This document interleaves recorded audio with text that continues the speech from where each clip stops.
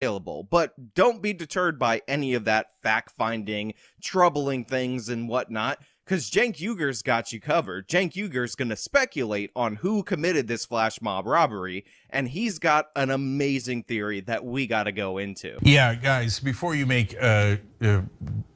rush to judgment on who did it, be careful on this one. Before you rush to judgment. Now, Cenk is talking to people out there on the internet.com like myself. I put out this video and I did quote unquote rush to judgment. I told you who I thought was committing the crime. However, my quote unquote rush to judgment wasn't due to the fact that I was actually rushing to judgment. It was due to the fact that I saw the videos, so I believe my lying eyes. It was due to the fact that I've seen other videos of these instances, so again, I was believing my lying eyes. It was informed by me actually reading books that document this phenomenon going back decades, and my knowledge of any crime statistics ever published ever.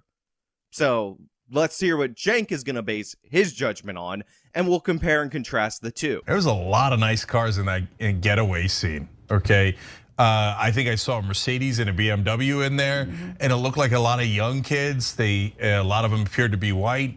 A lot of them appeared to be white? No, not at all. Not even close. None of them appeared to be white. They almost exclusively appear to be black, although there may have been some of my people in there. There may have been some Hispanic representation in there. But get a load of the setup for why Cenk is saying that these kids are all white. He said there were a lot of nice vehicles in the area. Some of them appeared to be Mercedes or BMW, therefore they couldn't possibly be black people. This is one of the most racist things I've ever heard or seen, but it's just spouted out by Cenk as if it is an assertion, proof positive, that this flash mob robbery, the first one ever recorded in history, was committed by mostly rich white kids. Now, I need to point out something obvious, something that people should know, and that is, I'm super rich. I got all that health with justice money, and in my super rich wealthiness, I drive a Honda. And the reason why I drive the Honda is not because I'm not actually super rich. I'm telling you, health with justice money, super rich. Go to the affiliate link. It's because you don't spend a lot of money on cars when you're trying to build wealth over time. You have some, forward-thinking attitude. A lot of these nice cars are not indicative of wealth. They're indicative of people who like to show off wealth. So they could have been leased, they could have been stolen, although I don't believe all these cars were stolen. And it is not uncommon, especially when you go to bad neighborhoods, to see luxury vehicles. People driving cars that they can't afford is a big problem in this nation. Go watch any episode of Dave Ramsey ever to hear about the people who make $20,000, yet they're making payments on an $80,000 car. This is totally normal in the United States of America. It's absolutely ridiculous. And again, this indicator, this trend that Cenk is noticing, obviously, if he had any connection to reality, would actually be an indication of the opposite. On top of that, the type of luxury cars that you see out there, Infinities and other vehicles like that, these are cars that typically people buy to drive fast, to show off. They're meant to be luxury cars that you would see in certain types of music videos that, again, are show-offs of status and wealth. It's all about the appearance of wealth, and when you actually have money, when you're actually loaded up with keto with justice money, Jesus Christ, then you don't actually need to buy all this expensive stuff. I swear some people out in the audience are not going to get the humor and the sarcasm in there, but that's okay. But we're going to roll into Cenk's assertion. And this is a rich area of town. 80 people at once, the first thing I thought of is, it sounds like stupid young people thinking, oh, we can do this and get away with it, okay? So I'm not rushing to judgment either. Let's see what happens. So while flash mob robberies tend to skew more young on average, the nature of this mob is actually a little bit older than what you've expected. From the people that I've seen that have been arrested, the age range is between 18, which is what you would expect, all the way to around 40 years old. You shouldn't be seeing 40-year-old people participating in this bum rush flash mob type robbery, but again, this is what you're seeing based on the arrest. So they're not young people. Again, these people were arrested, their ages were put out as well as their names, which Cenk is ignoring some of the indicators in their names. And again, if you know where to look, you can find the descriptions of these people, and I do have the descriptions, but again, we're going to let Jank tell us about how it's white kids, while he's also saying he's not making any assumptions except for the fact that he thinks black people can't afford luxury cars like Mercedes and BMWs. No assumptions here, though. Just not making those assumptions. And this is a rich area of town. Now, I also wanted to zero in on this specifically because Jank's like, they're in a wealthy suburb and there's no minorities anywhere near there.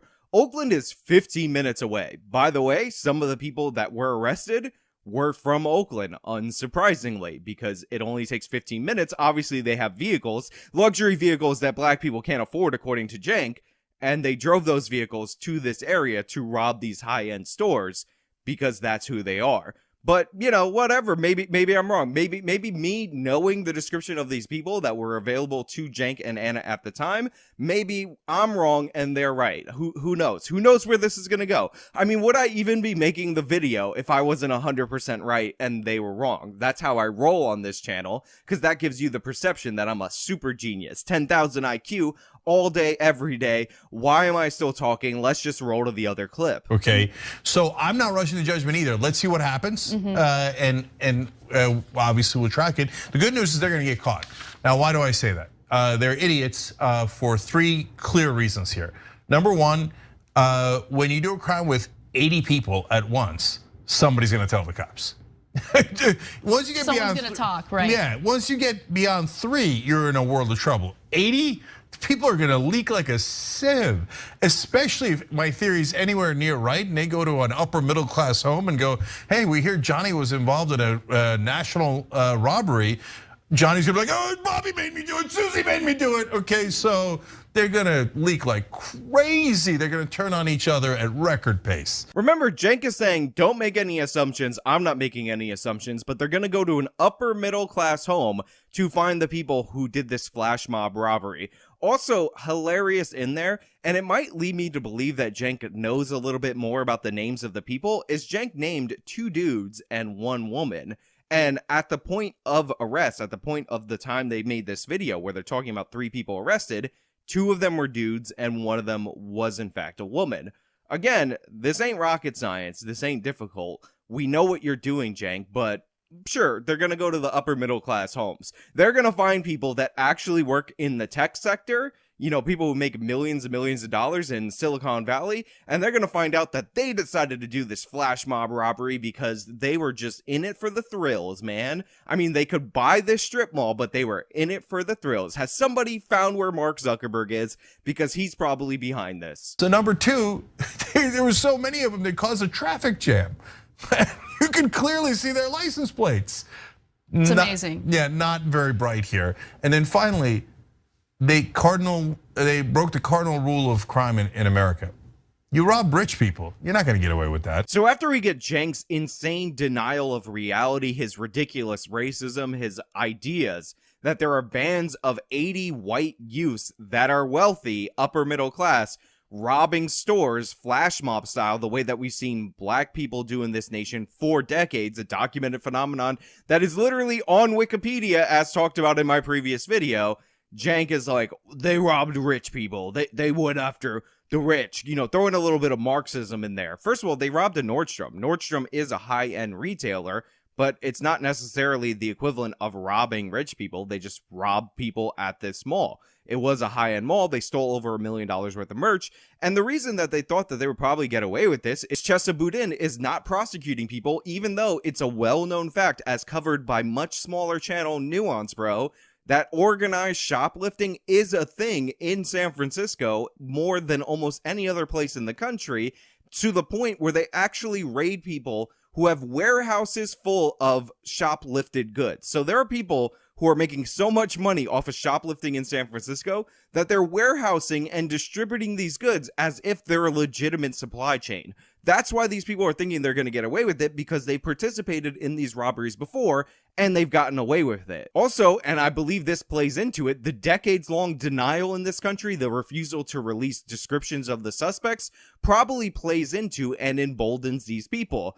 Think about it. If you knew for a fact that you were going to commit a crime and you being caught was contingent in part on people being able to describe you, and everybody in the media was afraid to describe you, or like in Cenk's case, will describe the exact opposite of how you look, because obviously these are not rich white kids, then you would probably feel more emboldened to commit these crimes over and over and over again.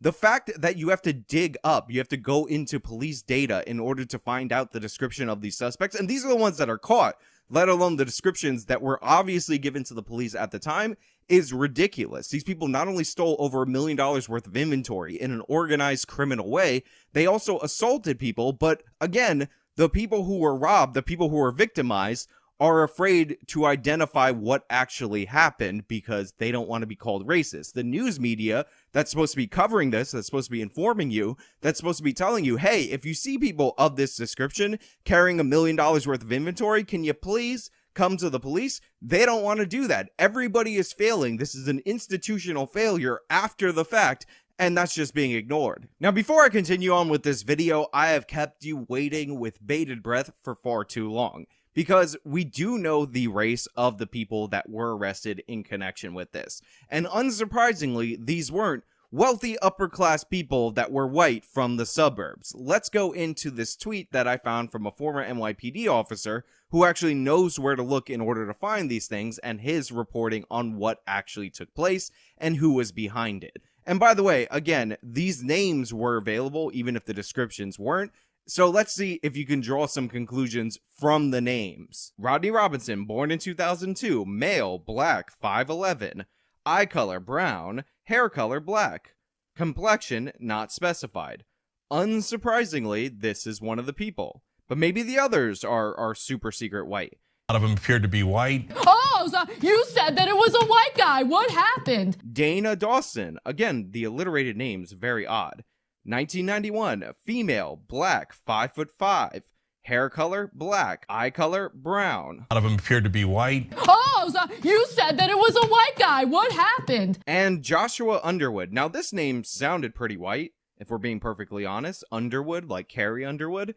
But in reality, Joshua Noel William Underwood kind of gives it away. And unsurprisingly, ethnicity, black, hair color, black. A lot of them appeared to be white.